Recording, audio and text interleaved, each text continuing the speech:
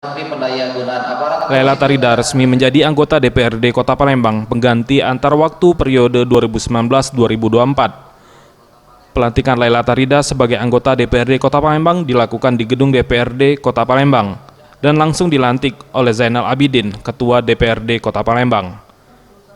Hal ini sesuai dengan surat keputusan nomor 662/KPTS/1/2020 tertanggal 19 Desember 2020 tentang pemberhentian Doni dan peresmian pengangkatan Laila Tarida sebagai anggota pengganti DPRD Kota Palembang dari Partai Golkar periode 2019-2024. Diberhentikannya Doni yakni terkait kasus narkoba yang terjadi beberapa waktu lalu.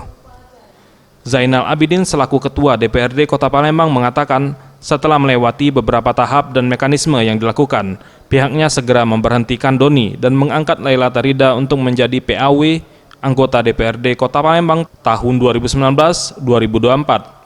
Penempatan posisi yang akan ditempati oleh Laila Tarida yakni di Komisi 1 dan di Badan Musyawarah DPRD Kota Palembang.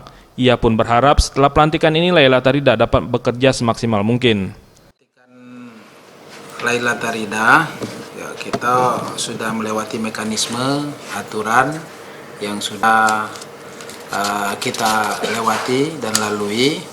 Ada beberapa tahapan, ada beberapa surat kemarin sudah disampaikan dengan kita, dan kita juga sesuai mekanismenya dari KPU, kemudian wali kota langsung ke gubernur, maka terbitlah surat SK dari gubernur tentang pemberhentian Doni Sarjana Hukum dan pengangkatan Laila Tarida.